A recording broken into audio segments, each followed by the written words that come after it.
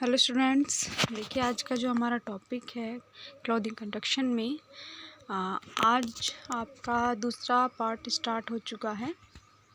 जो है taking body measurement of different types of garment. ठीक है, यानी कि अलग अलग तरह के गारमेंट्स के लिए शरीर की नाप। तो बॉडी मेजरमेंट यानी शरीर की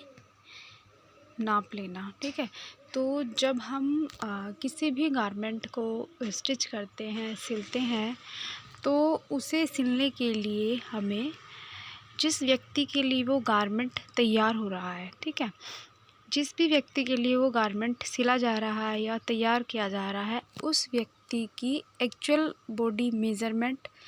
का होना ज़रूरी है। सबसे पहले हम जिस व्यक्ति के लिए गारमेंट बन रहा है उसका हम बॉडी मेज़रमेंट लेंगे।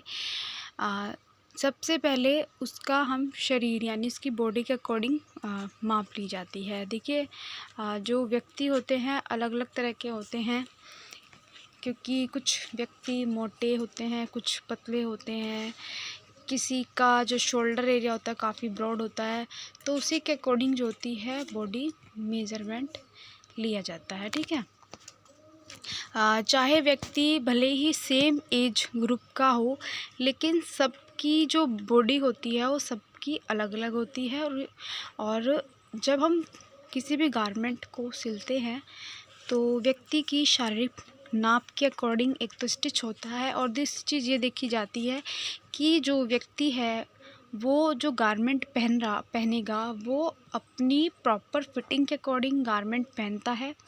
या फिर उस व्यक्ति को थोड़े लूज़ गारमेंट पहनने की आदत है।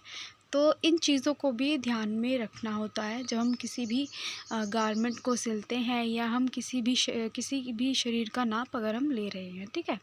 तो उचित फिटिंग के लिए शरीर के विभिन्न भागों को सही नाप लेना अनिवार्य है। यानी कि जितने भी हमारा गारमेंट सिल रहा है या गारमेंट को सिलते समय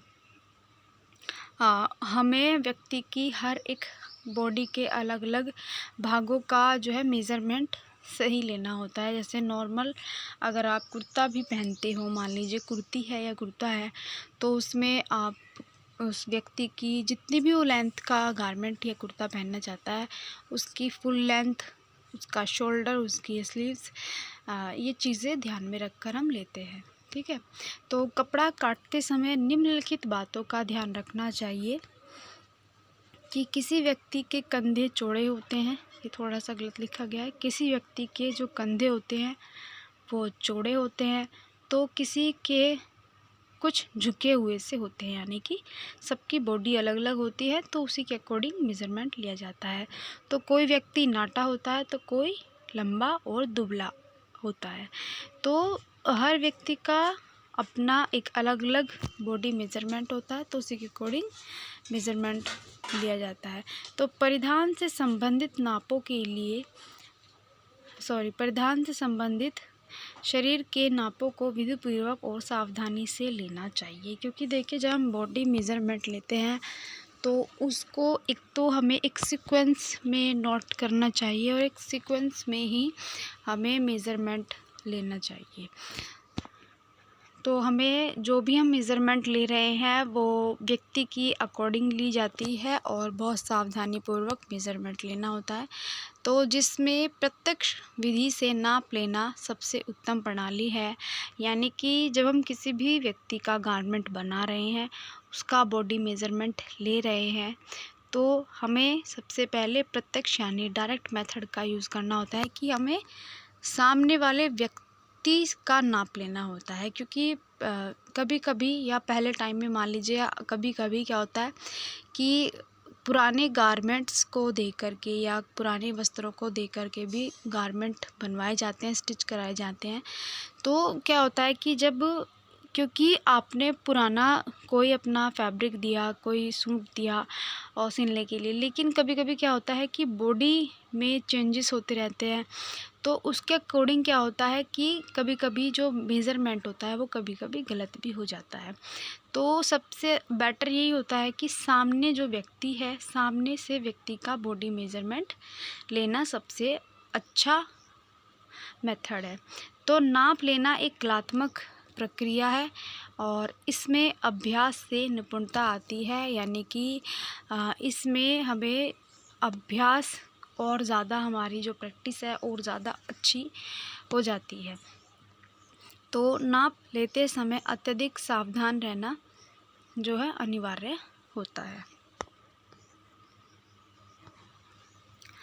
क्योंकि नापों के अंकों के हेर फेर से कपड़ा गलत कट सकता है। यानी कि मान लीजिए अगर आप सही सीक्वेंस से मेज़रमेंट नहीं ले पा रहे हो या सही सीक्वेंस से अगर आप नोट नहीं कर रहे हो,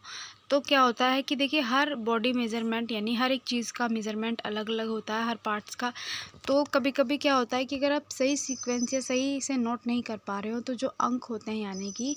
जो इंचज़ में हमारा मेज़रमेंट होता है वो कभी कभी गलत लिखा जाता है और उसी के अकॉर्डिंग मार्क होता है और उसी के अकॉर्डिंग वो कट जाता है। तो यानी कि हमारा जो फैब्रिक है वो गलत कट सकता है, यानी इसकी चांसेस थोड़ी ज़्यादा होती है। तो अतः सुंदर व आकर्षक परिधान तैयार करने के लिए व्यक्ति विशेष के शरीर के आवश्यक भागों की सही सही नाप लेना बहुत ज़्यादा ज़रूरी है। यानी अगर किसी भी गारमेंट को बहुत अच्छा, सुंदर, आकर्षक बनाना है, अट्रैक्टिव बनाना है, तो व्यक्ति के जो उसका एक्चुअल मेज़रमेंट सही सही से लेना ज़रूरी होता है। तो प्रत्यक्ष विधि के अनुसार नाप लेते समय क्रमानुसार आगे बढ़ना चाहिए। यानी डायरेक्ट मेथड जब हम यूज़ करते हैं तो उसमें एक सीक्वेंस से हमें आगे बढ़ना होता है, अर्थात किसी वस्त्र विशेष के लिए कौन कौन से नाप लेने हैं। यानी कि अगर हम किसी भी व्यक्ति का कोई गारमेंट स्टिच कर रहे हैं और हम उसका बॉडी मेज़रमेंट ले रहे हैं सीक्वेंस के अकॉर्डिंग, तो हमें फॉर एग्ज़ाम्पल हमें किन किन चीज़ों के लिए जो है मेज़रमेंट लेना है, किस तरीके से वो मेज़रमेंट जो है लिया जाएगा। मान लीजिए किसी भी व्यक्ति का एक कुर्ता बन रहा है या कुर्ती बन रही है, तो उसमें उसकी चेस्ट एरिया मेज़रमेंट किया जाता है, फिर उसका शोल्डर विड्थ ली जाती है, यानी कि उसके कंधे कितने चौड़े हैं, कंधों की चौड़ाई कितनी है, ठीक है। क्योंकि किसी के शोल्डर बहुत ब्रॉड होते हैं, किसी के कम होते हैं, तो उसी अकॉर्डिंग जो है मेज़रमेंट लिया जाता है। जो गारमेंट बन रहा है उसकी कितनी लेंथ है, फुल लेंथ कितनी है, ठीक है। उसकी स्लीव्स जो है वो कितनी बनेगी, यानी कि जो स्लीव्स की लेंथ है और विड्थ है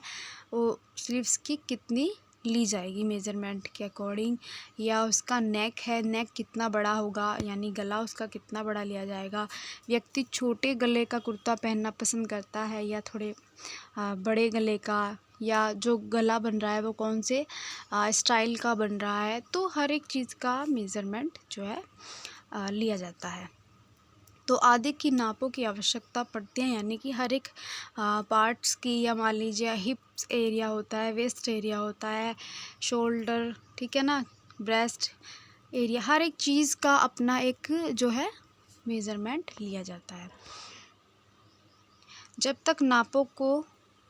कुर्ते तैयार करने के लिए लेना पड़े, यानी कि जब भी हमें मेज़रमेंट लेना हो कुर्ते को सिलने के लिए या किसी भी चीज़ को बनाने के लिए,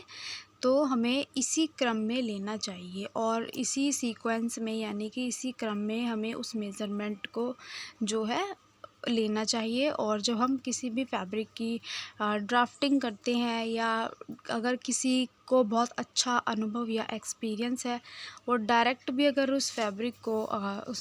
के ऊपर मेज़रमेंट को उतारता है, तो उसको भी सही से पहले नोट कर लेना चाहिए और उसी के अकॉर्डिंग जो है गारमेंट की मार्क या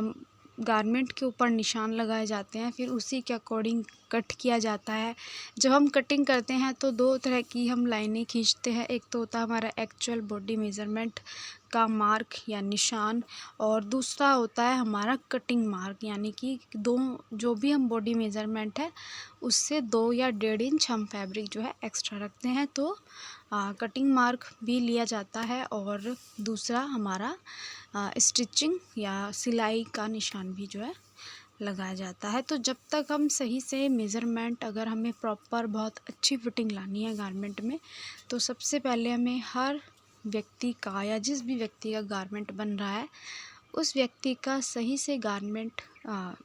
मेज़रमेंट लेकर के गारमेंट का या बॉडी मेज़रमेंट, या वो ढीला पहनना पसंद करता है या टाइट, उसी के अकॉर्डिंग हमें फैब्रिक की जो है कटिंग करनी होती है। तो स्टूडेंट्स, इसके आगे का जो टॉपिक है वो मैं आपको नेक्स्ट वीडियो में बताऊंगी।